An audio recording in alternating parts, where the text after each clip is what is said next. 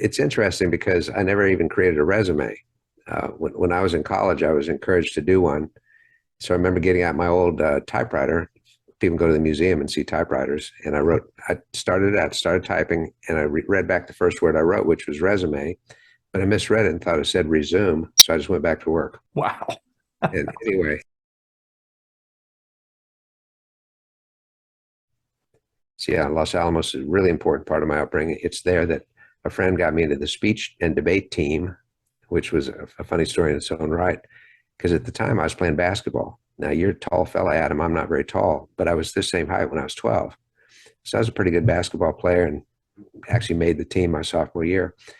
And my buddy said, you ought to join the speech team. And I said, why do I want to do that? He said, well, there's two reasons. First of all, there's twice as many girls as there are guys on the team.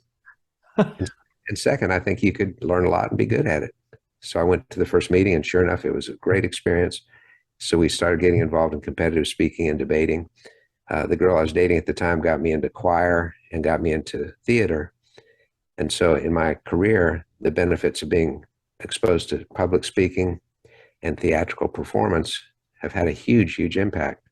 So the NBA lost a real star.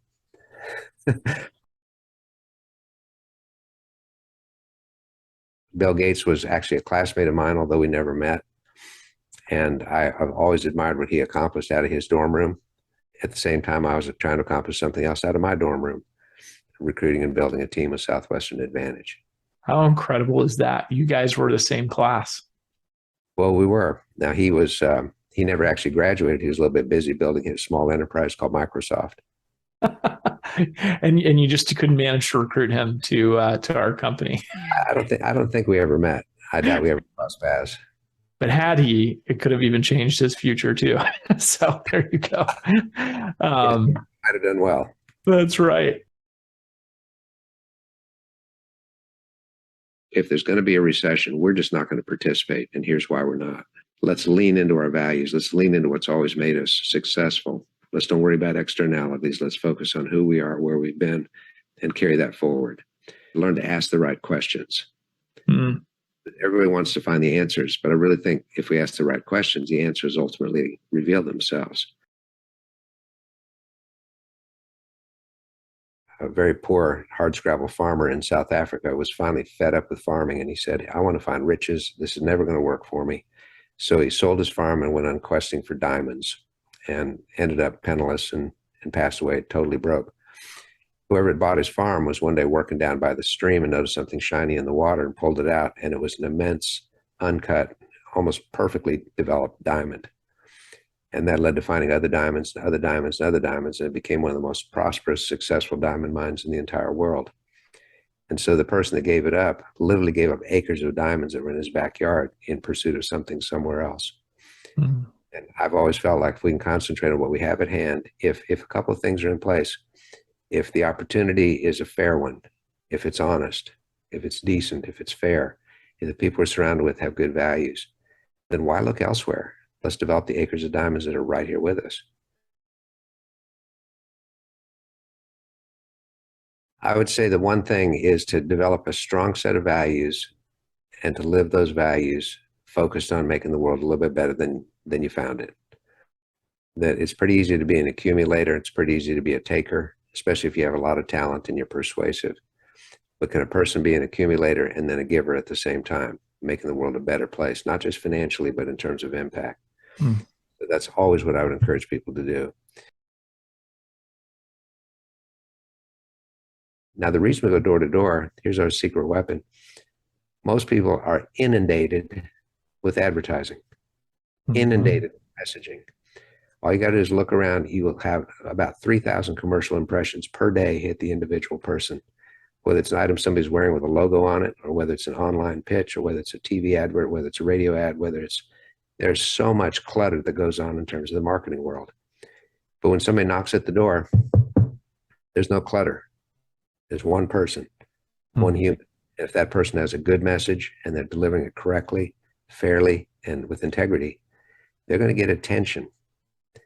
And somebody wrote a great book years ago called The Attention Economy, that everybody's got their attention so scattered these days. So I believe it's our secret weapon, that individuals going door to door can have that focused impact as opposed to any form of retail beyond that. Love it.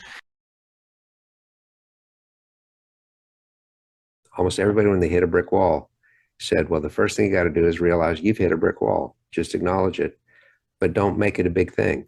Just say, okay, so I'm temporarily have a setback. This isn't going the way I wanted it to, but it doesn't mean it can't eventually in a different way. And to be creative, step back, breathe, and think, and then go at it again. Because nobody ever says when you hit a brick wall, give up. Never had a single guest say that. Fair. Every one of them said it's a normal part. If you weren't experiencing those, then you wouldn't be doing anything remarkable. So that was immensely encouraging, that whenever we hit this unexpected stuff, giving up is the only option that makes no sense at all. Keeping on does, if we think, use our brains. What would you say to a person that is so discouraged and they look at the hand they've been dealt, they don't have any face cards, let alone any aces? What would you say to that person? And it's amazing how many of them said, I would encourage them to dig into their life and find one or two things they feel great about themselves. And then second, lean into people around them that can remind them of their capabilities. And third, do something successful. It doesn't matter how big it is. Just do one thing successful, feel better about yourself, and get into motion. Motivation is a myth. Momentum is what makes the difference. And so when people have lost their momentum, getting it started again can take a lot of effort. But when they do that and just take that next positive step, great things, in fact, can occur.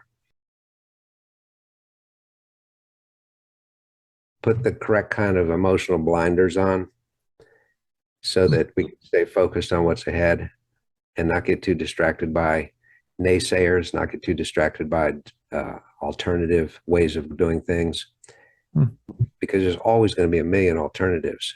And I see so many people fritter away their energy pursuing all those instead of concentrating on the one right in front of them. So stay the course, stay focused. Again, if the people you work with are honest, if the mission is noble, if it's pure, if it has value to the world, those are not easy things to find. In fact, my successor, Dave Causer, used to say, there must be a million ways to make $1 million. But I only know of a couple of them, and they usually involve building value within the company you're in. And so that's what I'm focused on.